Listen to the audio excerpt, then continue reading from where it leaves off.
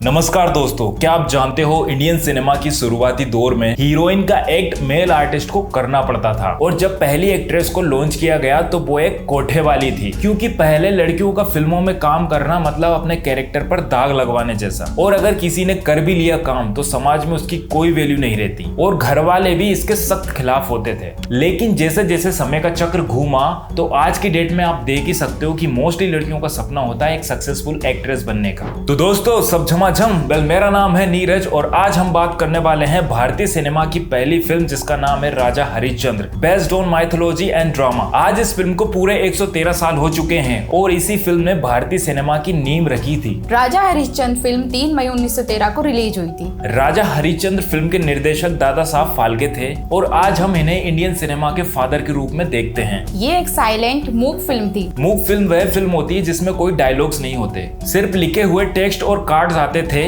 और बैकग्राउंड में orchestra live बजाया जाता था। साइलेंट फिल्म बनाने के पीछे रीजन एक ये भी था कि उस समय माइक्स अवेलेबल नहीं थे तो रिकॉर्डिंग कैसे होती। और यस, ये फिल्म ब्लैक एंड व्हाइट थी। इस फिल्म की कहानी एक ऐसे राजा की है जो अपने सत्य और प्रतिष्ठा के लिए सब कुछ त्याग देता है। एक दिन राजा एक ऋषि मुनि से प्रतिज्ञा कर लेते हैं कि वे अपना राज्य पाट और सब कुछ उनको दान कर देंगे। इसके बाद राजा हरिश्चंद्र अपनी रानी और अपने बेटे के साथ वनवास चले जाते हैं। अब जिंदगी में संघर्ष और कठिनाइयां किसे कहते हैं वो उनको फेस करना पड़ता है और गरीबी के कारण उनको अपनी पत्नी का सौदा भी करना पड़ता है। इतनी सारी मुश्किलों में देखकर भगवान यहाँ पर प्रकट होते हैं। उनकी इंसानियत और धर्म के ऊपर विश्वास देखकर राजा की परीक्षा को खत्म कर देते हैं और उनका राज्य वापस लौटा देते हैं और साथ ही साथ उनको आशीर्वाद भी देते हैं और इसके बाद उनका फिर से राज्य अभिषेक होता है। तो बस यही थी कहानी। अब जानते हैं फैक्ट्स। नंबर 1, राजा हरिश्चंद्र इंडियन सिनेमा की पहली फुल लेंथ फीचर फिल्म थी जिसे मुंबई के कोरोनेशन सिनेमा में रिलीज किया गया था। नंबर 2, इस फिल्म के अंदर जितनी भी एक्ट्रेस को दिखाया गया है वो सारे के सारे मेल आर्टिस्ट हैं। अब जैसा कि मैंने वीडियो की शुरुआत में बताया था कि महिलाएं ये काम नहीं करती थी, एक्टिंग का काम। नंबर 3, इस फिल्म को बनाने के लिए दादा साहब फाल्के ने अपनी पूरी प्रॉपर्टी को बेच दिया था, सिर्फ अपने फिल्म बनाने के सपने को पूरा करने के लिए। जोश देख रहे हो आप? ऐसे ही इतिहास नहीं बनता भाई, कुर्बानियां देनी पड़ती है। 1913 में इस फिल्म को बनाने में लागत आई थी 15,000 रुपए की। आज की डेट में हम इन्हें 15 करोड़ रुपए मान सकते हैं, क्योंकि उस समय डॉलर की कीमत रुपए से कम थी भाई। नंबर 4, इस फिल्म के बाद दादा साहब फाल्के को इंडियन सिनेमा का पिता का टाइटल दिया गया। तो दोस्तों आज की डेट में 500 से 600 करोड़ बजट की फिल्में बनती है, लेकिन फिल्म बनाने का जो आइडिया है, जो कॉन्सेप्ट है, वो दादा साहब फाल्के और राजा हरिश्चंद्र से ही आया था। नहीं तो भाई साहब आज की डेट में हम इतना अच्छा सिनेमा एक्सपीरियंस नहीं कर पाते, क्योंकि कुछ कुछ कंट्रीज में आज की डेट में भी फिल्में नहीं बनाई जाती। अगर हम इस फिल्म की गहराई में जाएं तो बातें यहाँ पर बहुत सारी आएगी। तो दोस्तों ये फिल्म YouTube पर अवेलेबल है, अगर आपने नहीं देखी है तो जाओ और देखो,